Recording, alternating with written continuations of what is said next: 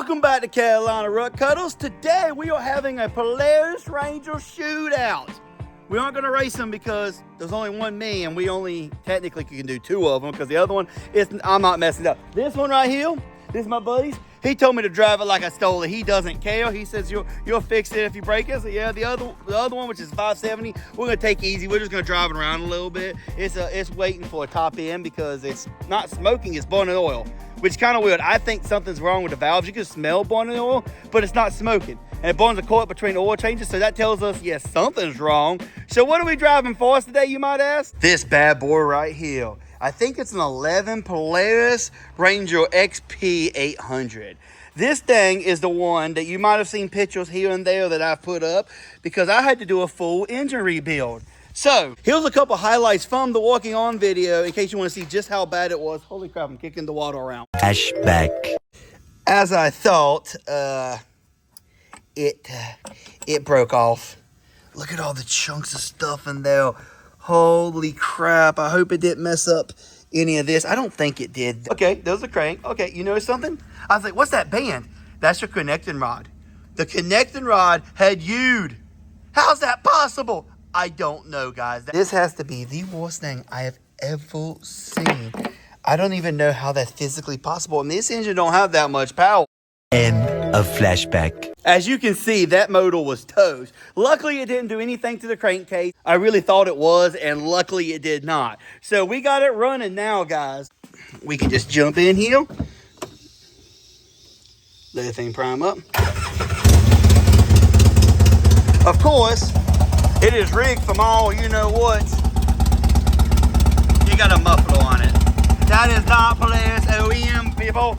It also has an exhaust leak. I noticed a couple cracks on the handle, but you know what? My buddy's a welder. I'll let him know. He can replace it, change it, whatever he wants. But honestly, guys, she's ready. Oh, you guys got to see this. This is funny. So this morning I went to get a battery. So you see this battery, right? This is the battery. It's about the same size. This one I think is actually bigger. The other one was a 15 and slightly shorter. It only had 200 cold cranking amps. No idea how much this one has, but this is just for an example.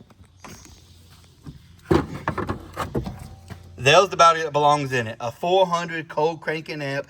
E something 200. Oh, not 200, 300. 30. Dang it!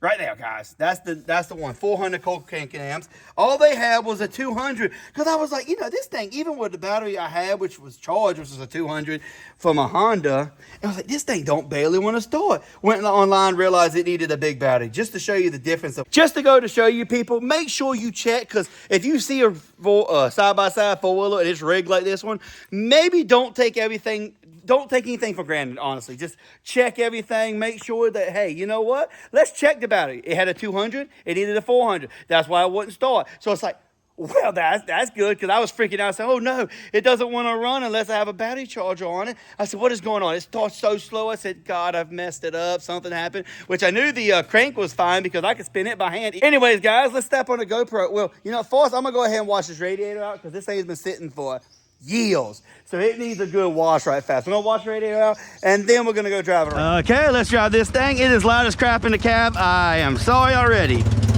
Let's see how well this thing goes. Oh look, little cup holder for my, well, it'll stay, it won't. Low, high. Whoa. Let's go. It got a little miss right when you start off. I don't know if that's the bell. It might be the belt. It might need a new belt. It could also be the fuel. I think that the fuel pump might need a little help. But ain't nothing I can do about it right now. I'll check the fuel pressure later. I mean, but all in all, not bad. I think it does need a little more work. It might also be the exhaust. A lot of these vehicles do not like exhaust unless you tune them. That's probably what the problem is. Because it has straight pipe exhaust as I showed you, and it's just not helping. Hoping my boss don't come, he get mad I drive on the grass.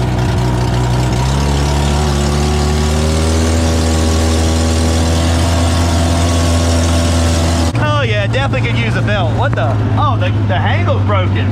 The handle broken for the top. Just had this miss when you first start.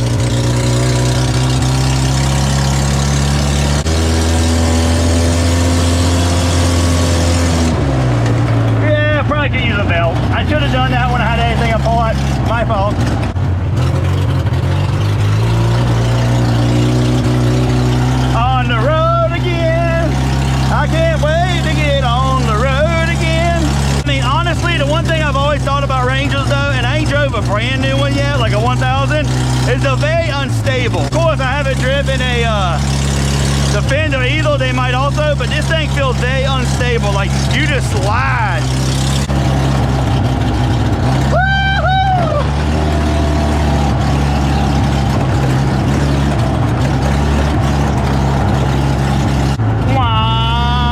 Driving like a race car, baby.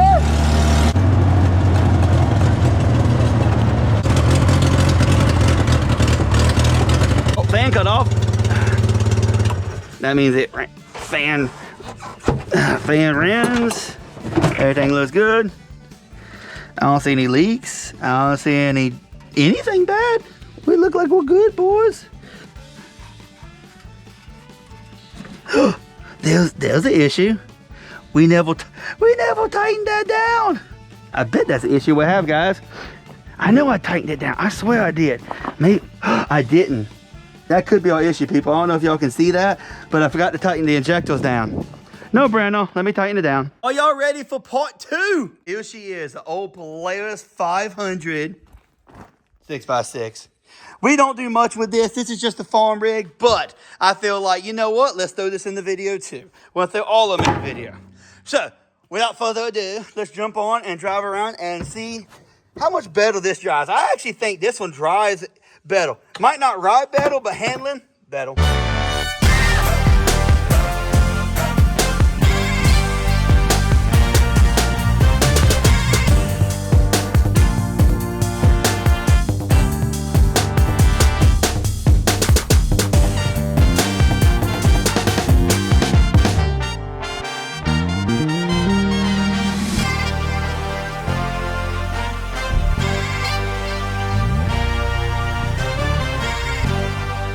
Well, ladies and gentlemen, I'm putting this here because I just realized that the video was muted.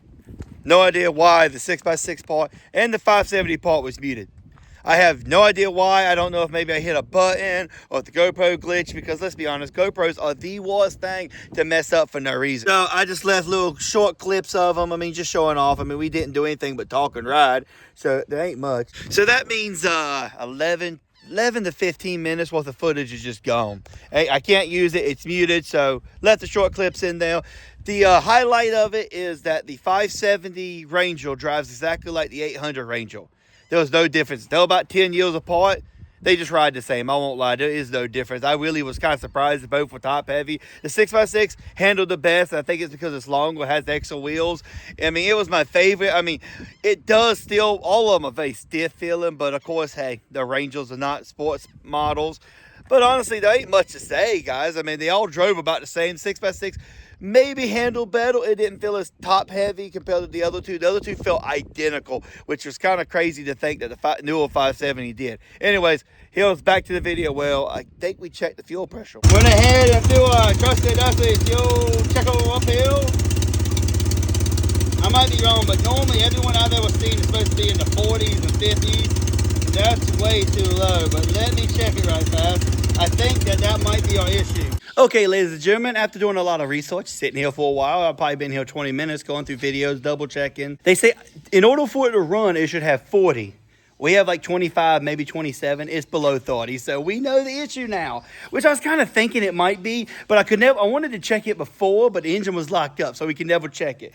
But you know what? That's good. It's good when you find an issue. I knew it wasn't the timing, because I know the timing is right, because the way the notches and the gears were, it's impossible to mess up. And I've been on the search for a Gen 1 Can-Am all week. I can't find one. I'm going to find one for us, guys. I've been looking. Everybody's been begging for another Gen 1 build. I've been looking, and all the ones I keep finding are like $6,000. Like, if I'm paying $6,000, I'm gonna get a Gen 2 1000 XMR or something. I mean, you can get so much nicer for $6,000. Anyways, guys, if you wouldn't mind, like, comment, subscribe, and I'll see you on the next one. Well, hopefully we'll be in the mud. We're supposed to be in the mud this week, but nothing gets put together ever. I feel like I've been working on everybody else's.